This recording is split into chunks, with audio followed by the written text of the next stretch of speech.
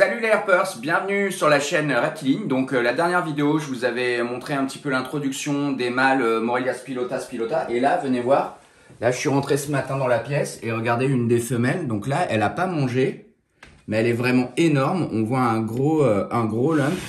Et moi, ça pour moi, c'est une ovulation. Et ce qui me fait fortement penser à ça, bon déjà là où c'est placé, elle a cette espèce de grosseur d'un seul coup. Et c'est surtout que ça fait 2 semaines qu'elle refuse de manger, alors que les autres femelles mangent à fond. Donc là, a priori, pour moi, c'est à peu près sûr que c'est une ovulation. Donc là, en fait, les follicules se sont développés. Et en fait, là, quand on a ce phénomène, en fait, c'est qu'en fait, les follicules migrent vers les oviductes, en fait. Et c'est à ce moment-là que la fécondation a lieu ou pas. Si les follicules sont trop petits et si ça passe, en fait, ça ne touche pas les poils qui contiennent le sperme et du coup, on peut avoir des œufs non fécondés. Donc, j'espère que ça ne sera pas le cas. J'ai pas vraiment vu d'accouplement, mais en tout cas, pour moi, c'est sûr et certain, là, ça, c'est une ovulation chez les pitons, comme chez les boas d'ailleurs, mais chez les pitons, ça peut être vraiment super impressionnant parce qu'en fait, la femelle, ça dure que une journée, des fois un tout petit peu plus, mais en général, c'est plutôt une journée. Et donc, selon la position, on le voit plus ou moins bien sur des gros serpents, comme par exemple des brongersmets ou des pitons très trapus. Des fois, on le voit pas super bien, mais là, en fait, sur des pitons très longilignes comme les Morelia, les Liasis, etc., c'est vraiment flagrant. Donc là, elle est avec une autre femelle. Et là, la position qu'elle avait, c'était vraiment assez typique. Et c'est vrai que j'ai fait pas mal de photos de toutes les espèces de pitons que j'ai reproduites. Et c'est vrai que j'ai eu parfois la chance de tomber sur le moment où elles ovulaient vraiment. Et des fois, c'est vraiment énorme, hein. Des ovulations, j'en ai photographié chez Aspidites melanocephalus, Aspidites ramsii, chez pas mal de Morelia, chez des Antaresia aussi, Antaresia pertensis, qui est le plus petit piton du monde et qui est très fin. Enfin, j'ai vu une ovulation, enfin j'avais fait des photos, c'était vraiment impressionnant. On aurait dit qu'elle avait mangé une énorme proie. Et donc là, on voit bien, elle est bien grosse. Et ça corrobore vraiment parce que je me demandais pourquoi elle voulait pas bouffer depuis 2 semaines. C'était bizarre, elle était dans sa cachette. Alors l'autre qui est plus blanche, là, ça c'est une femelle aussi, mais qui est plus jeune, beaucoup plus jeune. Elle a eu un super bon démarrage. Mais bref, voilà, c'est vraiment cool. Donc normalement, à la suite de cette ovulation, ce qui se passe, c'est que la femelle va faire une mue.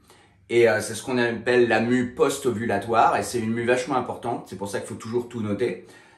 Et quand elles ont fait cette mue post-ovulatoire, en règle générale, chez la plupart des espèces de pitons, si elles arrivent à trouver les bonnes conditions thermiques, on est entre 30 et 35 jours avant qu'elles déposent les œufs.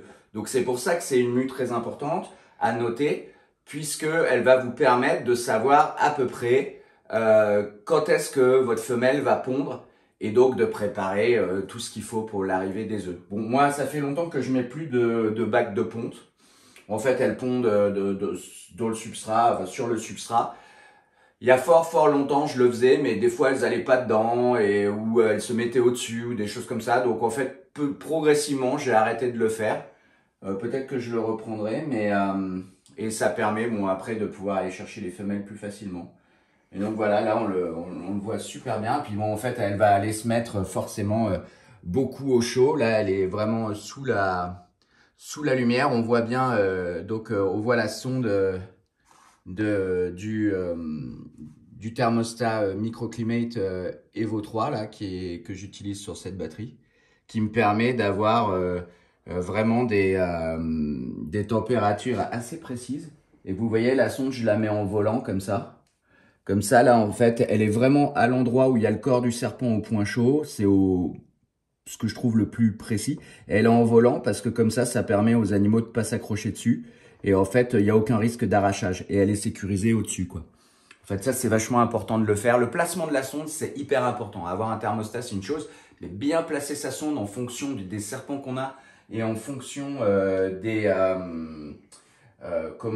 des systèmes de chauffage, hein, si on a un tapis ou des lampes, etc.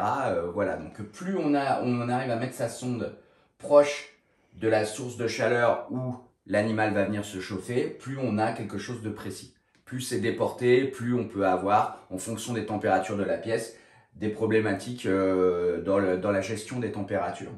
Donc ça, c'est un sujet vraiment intéressant. Je ferai peut-être toute une vidéo sur ce sujet parce qu'on me pose souvent des questions là-dessus et je pense que ça vaut vraiment le coup de bien expliquer aux gens comment on positionne les sondes en fonction des systèmes de chauffage. En tout cas, je suis super content de partager ça avec vous parce que s'il était resté peut-être dans sa cachette en grès, je l'aurais pas vu. Donc là, elle est sortie chauffer et je suis arrivé pile poil au bon moment. C'est pour ça que c'est important d'aller très souvent dans vos pièces d'élevage, si c'est pas dans des pièces d'habitation, pour observer les animaux, surtout en cette période hyper chargée en activité de reproduction.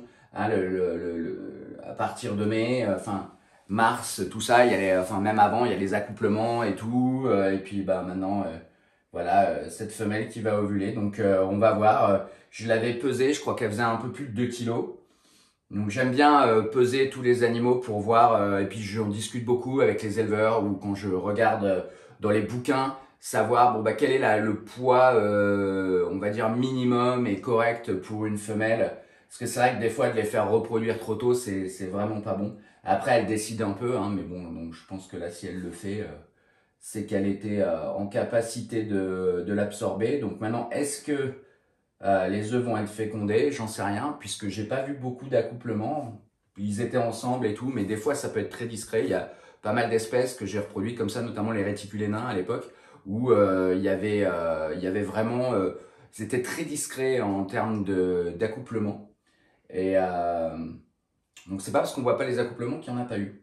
Bon, on verra bien. Voilà. Et en tout cas, je continuerai à vous faire des vidéos sur les Morelias pilota puisque ça a l'air de vous intéresser énormément. Donc, c'est une espèce qui est passionnante, donc c'est super. Donc, on se revoit très bientôt pour la suite. Et on fera peut-être un peu de nourrissage et de choses comme ça. Voilà, à très bientôt les Herpers. Et merci de suivre la chaîne, c'est vraiment cool. La dernière vidéo a vraiment cartonné. Ça m'a fait hyper plaisir, tous vos commentaires. Et continuez à suivre la chaîne, il va se passer plein de choses très prochainement. Salut, ciao!